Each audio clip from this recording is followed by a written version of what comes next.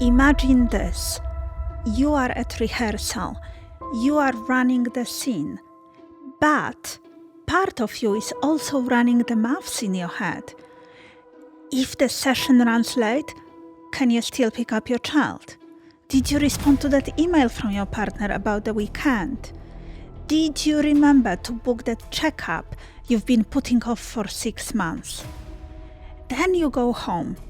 You are making dinner, helping with homework, you are maybe running the audition rep in your head because you should be practicing right now, but you are also doing all those other things.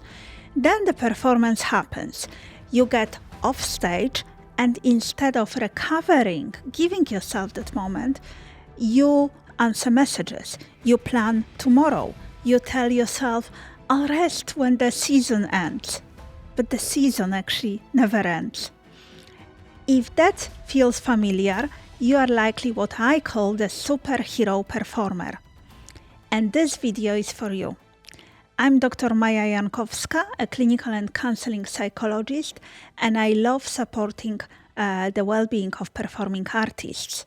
Now, I know the superhero pattern quite intimately because I've been running it myself.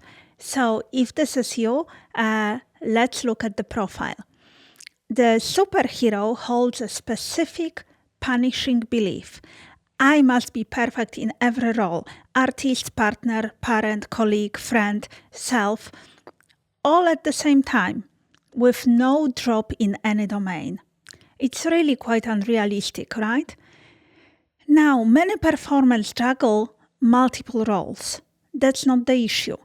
The issue is that the superhero pattern allows no prioritization. Every role requires 100% perfection, every single day, every time. And that is not really ambition. That is mathematically impossible. But your brain treats it as a moral obligation. Here is the cycle. It's not exactly the Clancy's imposter cycle that we've been discussing in all other videos, but it's a cycle nonetheless.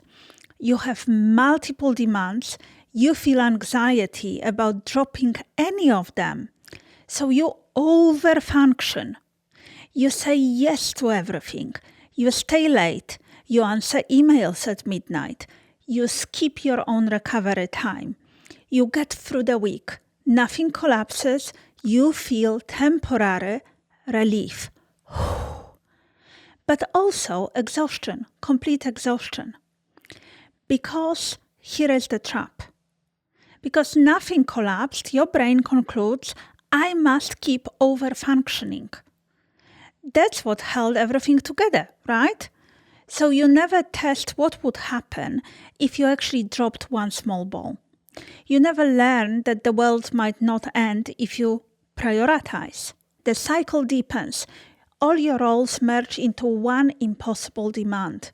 You stop being able to access flow state on stage because your nervous system is already running 3 other to-do lists in your head at the same time. Where does this come from, we might ask? In my clinical work, I often see a history where worth was conditional on being the strong one, the reliable one, the one who didn't need anything. You learn that dropping a ball, even a small one, was not safe. So you overfunction. Not from superhuman capacity, but from fear. And here is the cost. It's not just exhaustion, though this is real. It's chronic hyperarousal. Your nervous system never rests. Even in the pause between the tasks, you are scanning. What have I forgotten? Who am I letting down right now, just when I'm having a little break? And the post-show slump, we know this. This is very real for many artists. But for the superhero, it's not a slump. It's just a collapse, because you've never truly recovered in the first place. Burnout is not a risk for you. It is almost a certainty. The only question is when, not whether you will burn out, but when, because it's really not sustainable. So what do? We do not start with do less. I know that feels almost impossible for you, maybe even insulting. We start with role differentiation. Right now, your roles are merged. Every role demands everything. The clinical task is to separate them just for a moment. We ask a very, very specific question. What would happen if you were excellent in one role, let's say your performing role, and just adequate in another role for a defined period, like maybe for 1 week? Can you imagine that? It would be a great experiment. So your brain will say, oh, that's a disaster, catastrophe. People will be let down, you will have failed, and so on. The belief is at work. We do not change your behavior first. We track the belief. And then we build very small time-limited experiments in temporary prioritization and basically choosing what you do less of or to the lesser extent. You choose one role to prioritize maybe for 1 day. You explicitly allow yourself to be adequate, not perfect, in another role or in other roles that you have to fulfill that day. You collect data. In cognitive behavioral therapy, we always collect data. Does the relationship end?